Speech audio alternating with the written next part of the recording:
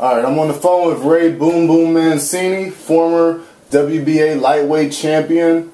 You know, back when the division only had 2 recognized world champions and the WBA only had 1 title. You know, after retiring for a 3rd time in 1992, he was inducted into the World Boxing Hall of Fame in 2005 and has since been featured in 2 acclaimed documentaries. There was Triumph and Tragedy, which came out in 2007, and now his latest documentary titled The Good Son, which we'll be focusing on today, and is available to the general public on iTunes.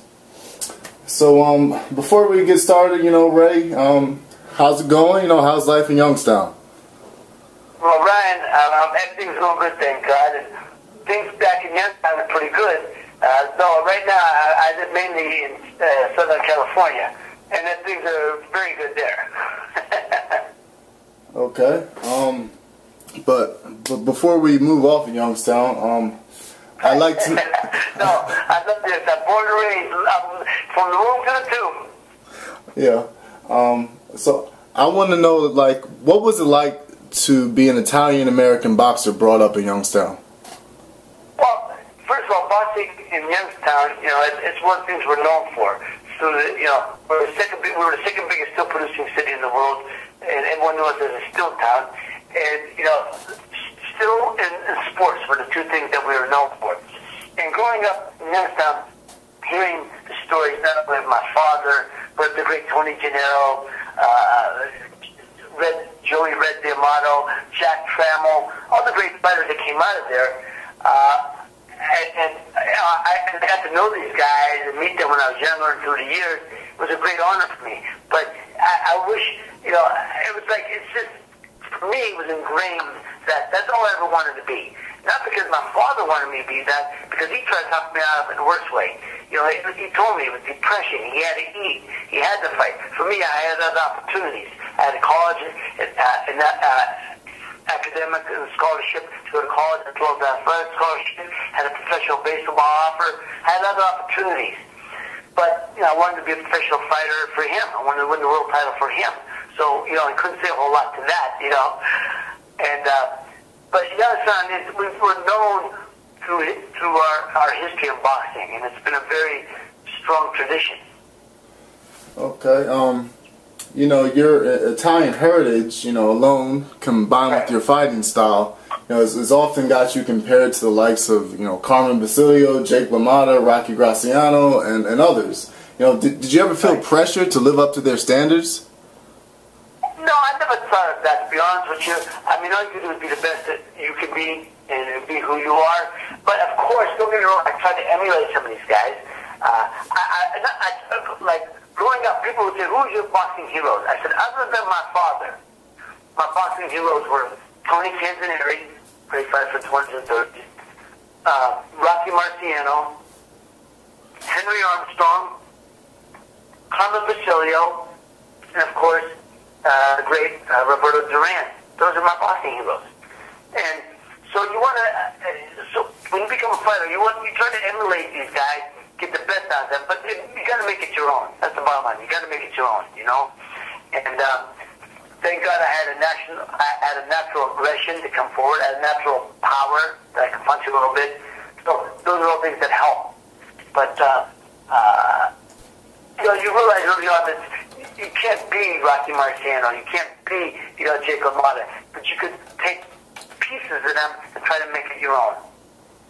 Okay. You know, like you said, your true motivation to box came from your father, Lenny Mancini. He was a top-rated lightweight contender in the early 40s who never got a shot to fight for the championship. Your relationship with him has a lot to do with, you know, this latest documentary about you. You know, in your own words, you know, what makes you the good son? Well, you know, again, the title, I wasn't real comfortable with the title when Mark Creedle told me that was the name of the book. And I said, Mark, I had a brother. Does that make him the bad son? Oh. No, you don't get it. You don't get it. He said, something you said. I read it in an article. I said, what did I say? And I said, after I won the world title, Bob Arum and Rodolfo Sabatini, the Italian promoter, sent me to Italy to do a promotional tour. and to meet my family in Sicily for the first time. And I said, sitting in business class, watching my parents, because every time they'd come back with a drink or food, my father would be like, no, I didn't order this. And they'd say, no, sir, it's complimentary. And I could see that he was so happy and excited. And watching him and my mother sitting there and enjoying that, I thought to myself, wow, I finally feel like a good son. And that's what Mark got the title from. And when he told me that, I said, okay, I buy that. So, but, I don't want to, the good son, there's a lot of people that, there's a lot of guys I think you can identify with being a good son for the parents for whatever reason, how they identify with it. But I'm very proud of the title and the connotation and meaning behind it. Okay. You mentioned your older brother, Lenny. Yes. When he was reportedly accidentally shot and killed by his new girlfriend on Valentine's Day in 1981, you and your father helped each other get through it. I apologize if I'm opening any old wounds, but... No, that's okay. That's okay. Yeah. Have you ever struggled with how your brother could be accidentally killed? And what I mean by that is, as you know, writer and producer Mark Kriegel showed his skepticism of the accidental nature of the shooting in The Good Son, and based on where the fatal shot occurred, and an inch behind and an inch to the right, an inch and a half or so above the right ear, and then there was her relation to a biker gang. So what do you have to say about that? Yeah. Well, Ryan, to be honest with you, all that immediately came after the funeral.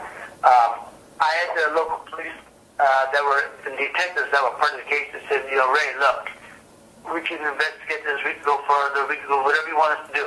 I said, no, I'm not interested. It doesn't bring him back. No matter what, we never brought him back. And I didn't want to put my parents through that. And my sister concurred with that. So I never struggled with the thought about, look, I thought, whether it was fishy or wasn't fishy, it doesn't matter. My brother was living a rough life at that time. And I accepted it, and no matter what, it wasn't going to bring him back. So there was no reason to put my parents through that. And I made peace with it, and I moved on. Okay. Less than a month after your brother died, you were back in the ring. This time you were making a cable television debut against Norman Goins. You stopped him in 2 rounds, and then a month later you're making a network TV debut on CBS against Al Ford. This time you won a 10-round unanimous decision. Your manager David Wolf, pretty much sold television rights to your fights to CBS, and the rest is history. Nationwide, Americans fell in love with you as you transcended the sport of boxing. Chuck Wepner aside, you were portrayed as a real-life Rocky. I appreciate that. Yeah, back when CBS was still building you, you made a fraction what of some of these guys headlining HBO events that they make. But unlike the vast majority of them, you were genuinely famous. If you had to choose between fame and money, which would you pick? And I'm glad you asked that question, because Ryan, I get that asked to me a lot. I bet you wish you were fighting now. I say yes and no. I said if I could make the money according to the people I put in seats and the ratings I did, yeah, of course. I said, but you have to understand, I was exposed to over 60 million people domestically, over 100 million people worldwide on network television. Now, with pay-per-view, I think they said there's 35 million homes capable of pay-per-view.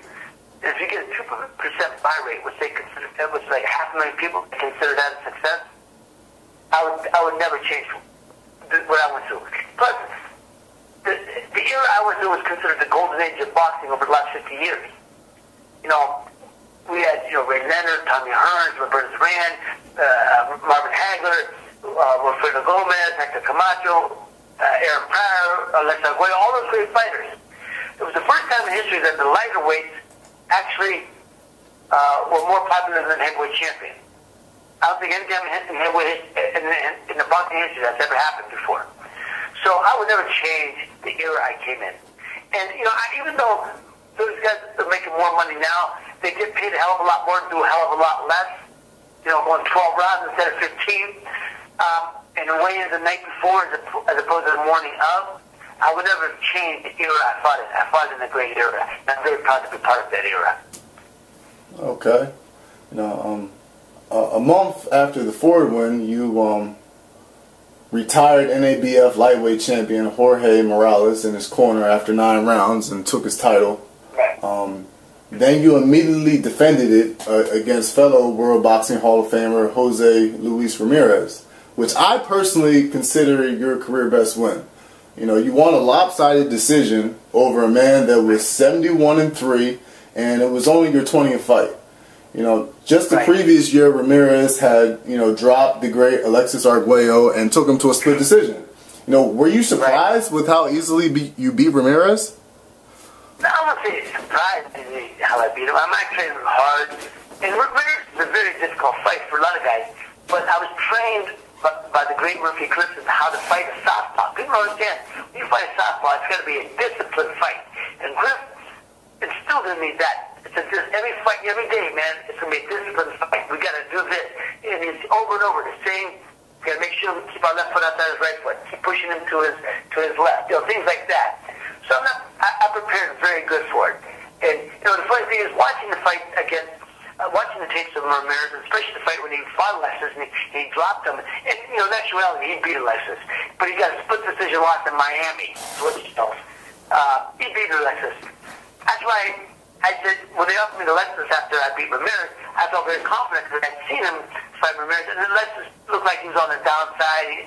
And I thought we were catching him at the right time. But to go for Ramirez is a difficult guy, strong, but I never gave him an opportunity to set up. I kept them guessing the whole time with my foot movement. I think they thought I was going to come forward, but again, as a fighter, you have to be able to adapt. And I think in that fight, I showed I could box a little bit too. And, I was in and out on him, and I was keeping him guessing, like I said. So, that is, you're right, that is one of my greatest wins. I don't even think, matter of fact, I think Vegas wouldn't even take a bet on it because I was such a big underdog. I don't even think they put it on the board.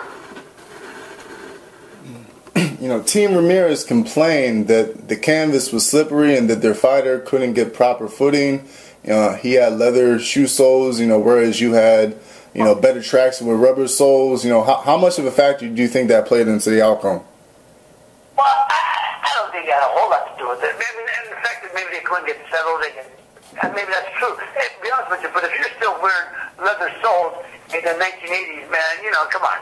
I mean, you deserve to, I shouldn't say deserve to lose, but you got to catch up with the times. But second of all, that night, no matter what he had on, it doesn't matter. I think he wasn't sharp. I think I just was too sharp for that day. And no matter what he had on, I think I would have beat him no matter what. I was just right on. It was just a good day for me. It wasn't his best day. And believe me, I know how good a fighter he is. And he showed up later on when he beat Rosario for the title. And when he fought Chavez, what a determined guy he is, what a terrific fighter. Being in the Hall of Fame, the International Boxing Hall of Fame, shows what a great fighter he was. But that day, that just was my day. Doesn't matter what he had on, And we all use excuses. Look, when we get beat, we all want to use excuses for why we got beat. But the fact of the matter was, I was just a better man that day. Okay. Coming off that great win over Ramirez, you immediately got a world title shot against reigning WBC champion Alexis Arguello. You did a great job, but came up a little short in the championship rounds. Back when the distance was 15 and you had never been past 12. Many say you were rushed into that fight, but what do you think? Oh, I hear that all the time. I've heard that through the years. How was I rushed into it? I just beat the number 6 contender in the world. I just beat the number 3 contender in the world who fought Alexis earlier that year and dropped him twice. Like I said earlier, we thought we were catching him at the right time. I saw him when he won the world title against Jim Watt. He didn't look particularly sharp. He didn't look like he was 18. It looked like he was just a good champion, fading champion though. But that's what the true championship distance is: 15 rounds. I tell people, you acquire greatness over the last 3 rounds, not the first 12. And if it's 12 rounds, I win the title because I was beating him after 12. But Alexis is one of them guys that sets traps early, and he goes back later and sets them traps caught. And he just, he set traps all fight, and I fell into it, and he caught me. But after that fight, I knew I'd be a world champion. I knew I had what it took, because Lex is one of the greatest fighters of all time, and I was a round away from winning a world title. And, I knew I had what it took to be a world champion. All right, 3 fights later, you got another world title shot against WBA champion Arturo Frias. He hurt you with a left hook seconds into the fight, and he went for the kill. He didn't get it. Instead, you rallied back and took him out with 6 seconds to go in round 1. It's one of the great single round fights in boxing history. You became world champion, and your father's dreams were finally realized through you. In that moment, what went through your mind? Well, again, that's a euphoric feeling. When they stepped in, when the referee, Richard Green, stepped in, it was the greatest feeling in the world. That's a euphoric feeling. I can never explain it. I tell people, I'll never have that feeling again in my life.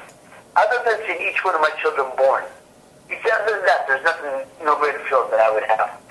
And certainly nothing in my business career life. So, it's just, you finally reached your lifelong dream. I mean, it's just, anybody who's done it knows what I'm talking about. It's just a feeling you can never express. Okay, next you made the first defense of your WBA crown against Ernesto Espana, and then there was Dooku Kim. Both of your marquee documentaries spend a lot of time covering the tragedy surrounding that fight. And in The Good Son, you actually get a chance to meet Kim's family. You talk with his fiance, young Me, and the son he never got to meet, Jiwan. In many ways, Jiwan is the good son too. How important was this meeting for you? And, how relieved were you that they didn't blame you for what happened? Well, I made peace with him many years before, and I said that. I said, but when Mark Riegel told me he went to Korea and that G1 wanted to meet me, I said, yes, absolutely. Because that it was important for him that hopefully it would give him some type of peace. And I think it was important for him to meet the last man that was living with his father. But I said repeatedly that I was more nervous about meeting young Me, G1, because young Me, the fiance, was planning to spend the rest of her life with this man, and yet he passed in my hand. And when I met her, she was so gracious, so wonderful. It made me feel so loving that let me know that she never held anything against me. That she always wanted me to know that I was always hoping that I'd find peace and be able to live with peace. It was just wonderful. It was the best meeting I could have had. I couldn't expect anything better. And G1 is such a fine young man. He's going to be a veterinarian, and he's such a great young man that he's done his father proud. He's made his father proud. That's for sure.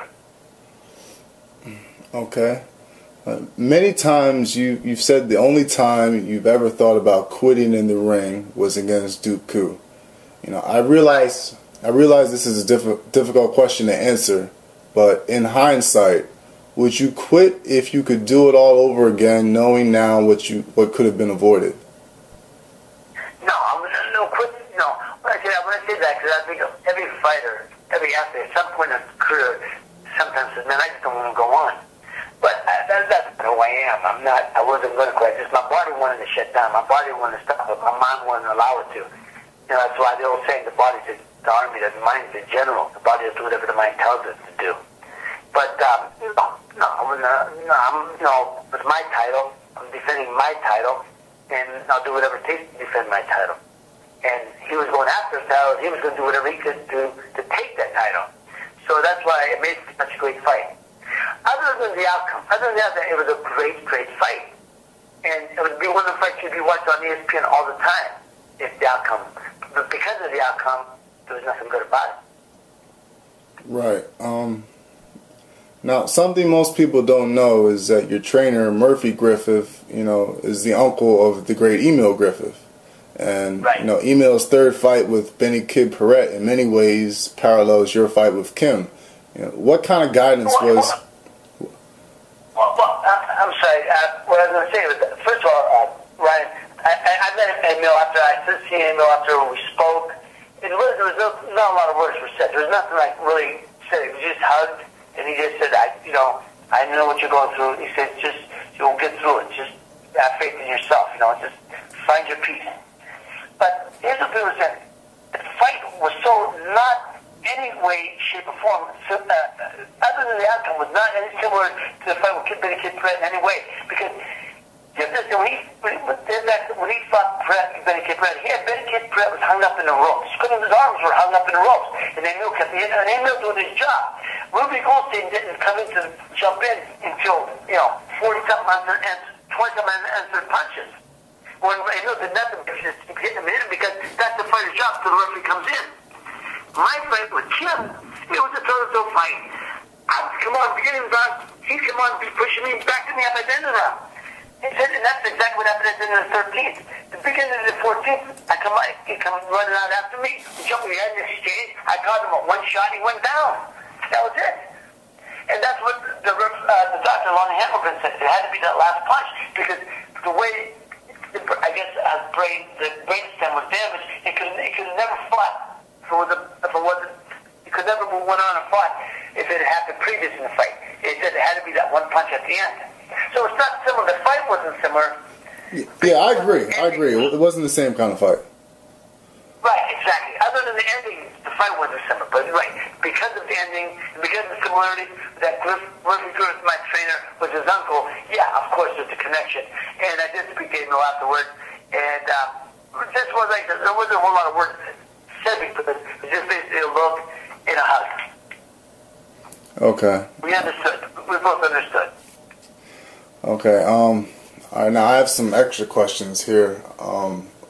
Some come. Ron, you might have to step off of the call because we've gone over. So maybe if you have one last one you'd like to ask quickly, we can handle both sides of that. Thank you. Oh well. Somebody on Twitter wanted to ask you at the Steino. He wanted to know how does Livingston Bramble's power compare to Alexis Arguello's, and just there's no comparison. Livingston Bramble was a good puncher. It wasn't a big punch. It was a good punch. He hit you a lot. It was stinging punches. But Lex Arguello was a great puncher I ever fought. Lex Arguello was one of them guys. He'd knock a building down if he hit it. The power could be. It was different styles. Just the power of Bramble. Bramble, was one of them guys. He had stinging punches, but he wasn't a big puncher. Good puncher. I mean, he's stinging with punches, but nothing that's not a one punch type of guy where Alexis could take you out one punch. All right, Ray. Thanks for the interview. For everybody listening. Thank you for your time. Yeah, for everybody listening, be sure to check out The Good Son, documentary by Snag Films on the life and career of Ray Mancini. Visit thegoodSonDocumentary.com for details on how to order. It's based on a 2012 book by Mark Kriegel, who is also one of the producers of the film. Anything else you'd like to say? No, just thank you for all the people listening, and I appreciate your time and I appreciate your interest. All right, thanks, champ. Thank you, Ryan. Thanks, buddy. Bye-bye. Bye-bye.